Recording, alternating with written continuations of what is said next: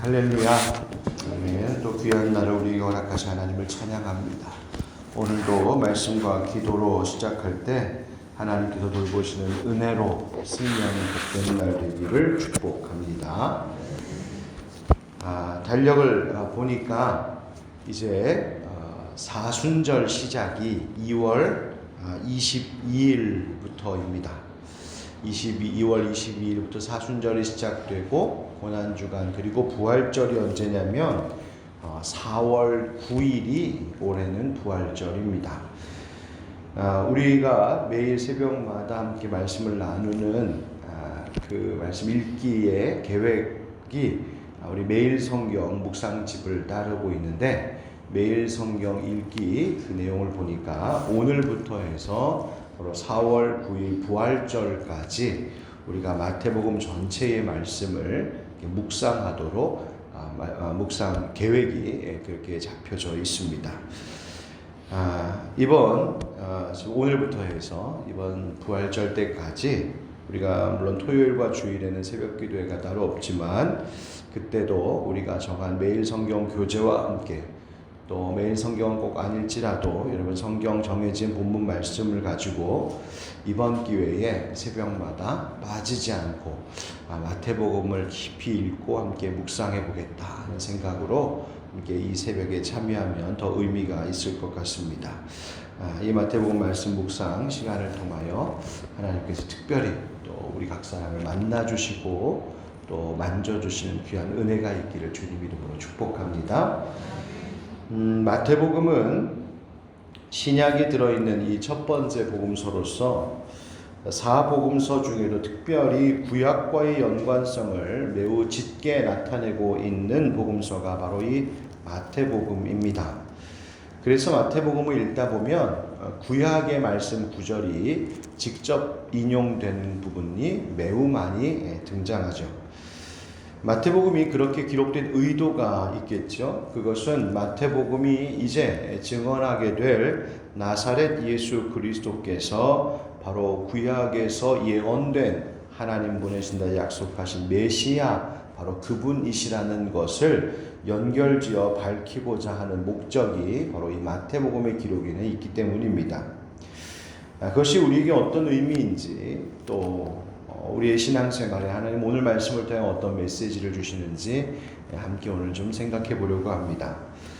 그 첫 번째 오늘 말씀을 통해 우리가 깨닫게 되는 것은 바로 예수님께서 우리 모든 역사의 왕이시라고 하는 점입니다.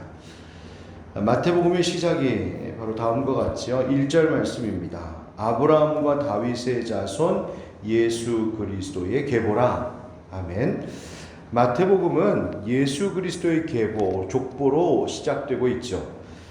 구약에 수많은 인물들이 있고 그리고 그 가운데에도 여러 인물들이 있는데 예수님이 태어나신 가문의 인물들, 그 많은 이름들을 쭉 열거하고 있습니다. 그런데 많은 사람들 중에 딱 두 사람을 전면에 내세워서 이 말씀을 시작하고 있죠. 누구와 누구입니까? 아브라함과 다윗. 마태는 이제 자기가 증언하여 전할 이 예수님께서 바로 다름이 아닌 아브라함과 다윗의 자손입니다 라고 하는 것을 강조하고 있습니다. 이것은 바로 하나님께서 하나님의 백성들에게 약속하신 언약과 관계가 있는 건데요. 먼저 하나님께서 아브라함에게 언약하셨죠. 하나님께서 아브라함에게 주실 씨를 통하여 자손을 보고 그 자손이 하늘의 뭇별과 같이 될 것이라는 큰 약속, 그래서 큰 민족을 이루겠다, 복이 되게 하겠다 하시는 약속이었습니다. 그리고 아브라함이 모리아산에서 이삭을 바치려고까지 했을 때에 하나님께서 그 아브라함의 믿음을 보시고 약속하신 것이 무엇이었습니까? 내가 네게 큰 복을 주고 네 씨가 크게 번성하여 하늘의 별과 같고 바닷가의 모래와 같이 되게 하겠다 하신 바로 그 약속입니다. 그러니까 하나님과 아브라함의 관계는 그 언약의 관계였다는 것이죠. 그리고 또 하나가 바로 이 다윗입니다. 하나님이 다윗에게도 약속을 주셨어요. 나단 선지자를 통하여 약속하시기를 네 씨를 세워 그의 나라를 견고하게 하겠다 하나님 약속하셨습니다. 그러니까 하나님께서는 아브라함도 다윗도 바로 언약의 관계로 그들을 맺으시고 대하셨다는 것인데, 바로 아브라함과 다윗에게 약속하신 그 언약이 오늘 이제 마태복음이 증언하고 있는 나사렛 예수 그리스도를 통하여 그 언약이 이루어졌다, 바로 이것을 말해주려고 하는 것입니다. 즉 마태복음의 계보는 그 옛 조상 때에 이 약속하신 바를 하나님께서 잊지 않으셨고 그것을 이루셨고, 그 약속이 다른 누가 아닌 바로 나사렛 예수 그리스도를 하나님이 보내심으로 이루셨기 때문에, 바로 하나님께서 아브라함에게 약속하신 그 축복의 씨 구원자가 예수님이시다, 또 다윗의 그 자손이 바로 그 왕이 예수님이시다, 이것을 말하고 있는 것이죠. 바로 이것이 오늘 본문 단락에서 기억하게 하시는 첫 번째 메시지입니다. 예수님께서, 바로 나사렛 예수님께서 이 땅에 우리의 구원을 위해, 그리고 하나님 나라 통치를 위해 오신 메시아이시구나, 예수님이 왕이시구나, 바로 이것을 먼저 우리에게 말해주고 있습니다. 두 번째, 오늘 본문 말씀이 우리에게 들려주시는 것은 하나님께서 바로 이 모든 역사를 주관하시는 신실하신 하나님이시라는 점입니다. 본문이 우리에게 바로 이 계보에서 아브라함과 다윗만 언급하고 있는 것이 아니라 많은 인물들의 이름이 쭉 기록되어 있죠. 우리가 이 짧은 시간에 그 이름을 쉽게 금방 읽어내려 갔지만, 여러분 한번 생각해 보십시오. 이 이름 하나하나에 얼마나 많은 이야기들이 들어있을까? 우리가 상상하지도 못한, 생각지도 못하는 수많은 이야기, 헤아릴 수 없는 많은 이야기와 긴 역사가 이 이름들 속에 다 들어있지 않겠습니까? 그리고 그 한 사람 한 사람의 삶의 이야기, 그 많은 역사가 이어져서 바로 예수 그리스도 하나님 약속의 성취가 이루어졌다는 것이죠. 다시 말하면 하나님께서는 이 모든 사람들 하나하나의 인생 역사를 보고 계셨고 알고 계셨고, 그 역사들을 너무나 섬세하게 이어가시면서 당신께서 약속하신 구원의 약속을 잊지 않으시고 오늘 이루어 오셨다, 바로 그것을 마태복음의 계보가 말해주고 있습니다. 그러므로 이 긴 역사와 많은 인물들과 수없이 많은 이 이야기들은 그냥 우연히, 또 목적 없이 있어 온 그런 우연히 발생한 역사들이 아니라, 하나님께서 우리를 구원하시기 위하여 예수 그리스도를 보내시기 위해 매우 섬세하고 치밀하게 세워오신, 또 이루어오신 하나님의 역사였다라는 것이죠. 그것이 바로 우리를 향하신 하나님의 은혜요, 하나님의 신실하신 역사 가운데 우리가 살아가고 있는 것입니다. 마태는 이 역사, 하나님께서 세우시고 성취해 오신 이 역사가 얼마나 완성도가 높은지, 완벽한지 그것을 강조하기 위하여서 17절에 이런 말씀을 또 기록하고 있습니다.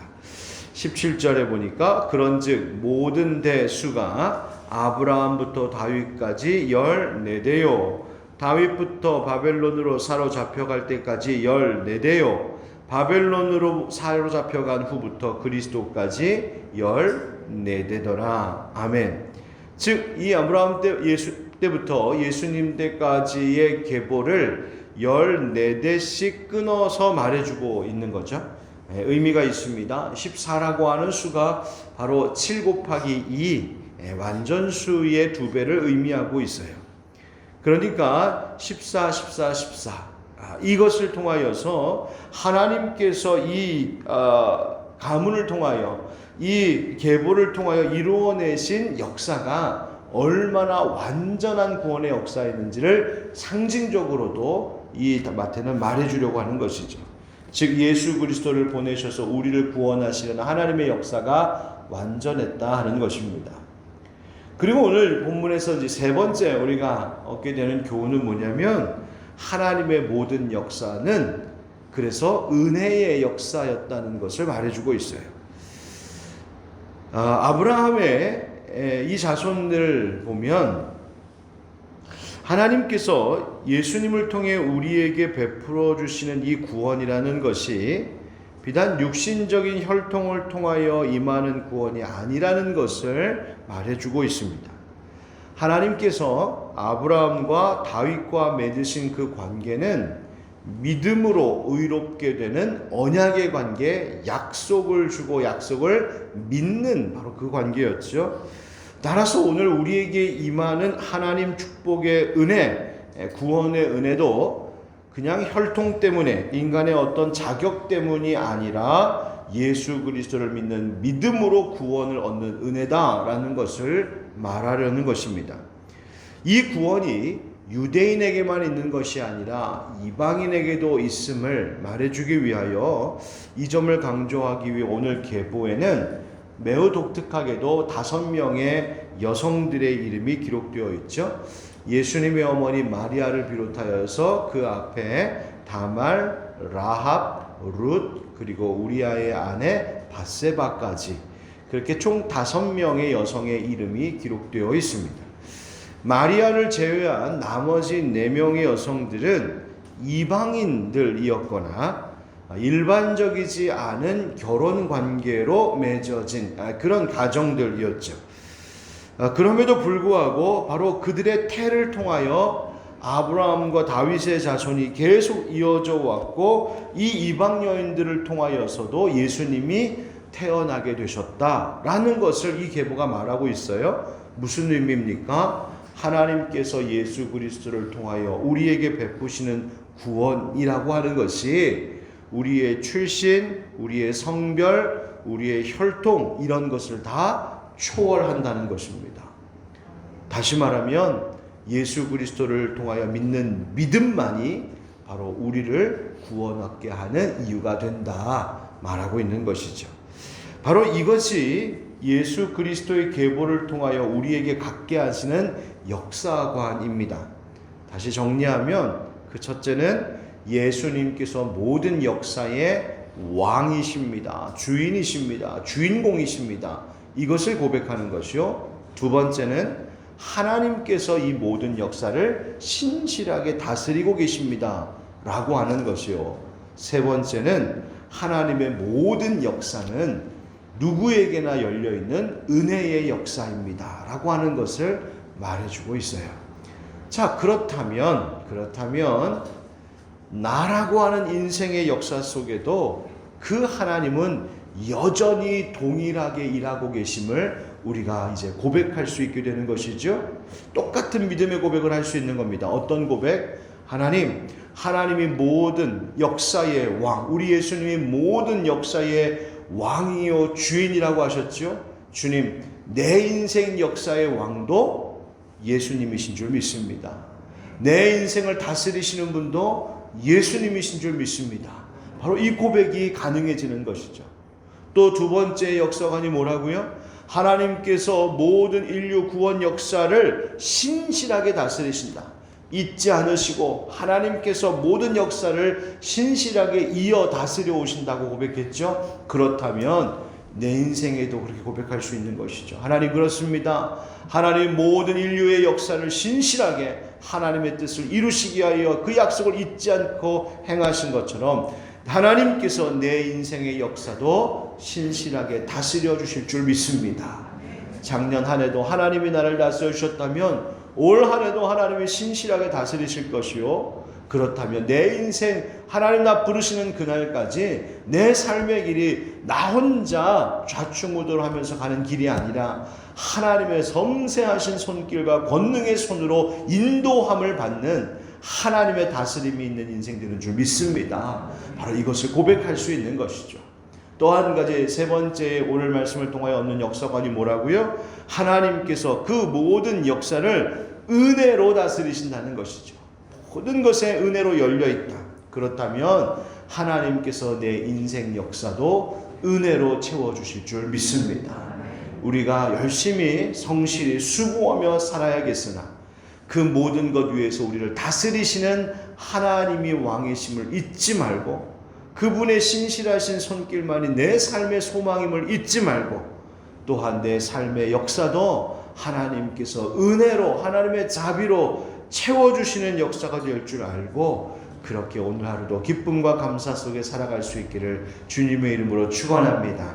그리고 우리 부활절 때까지 마태복음 묵상하면서 매일 아침 말씀을 읽고 묵상하고 또 말씀으로 그 하루를 살아갈 때 바로 이러한 고백과 체험이 계속해서 이어져가고 풍성해지기를 주 예수 그리스도의 이름으로 축원드립니다. 아멘.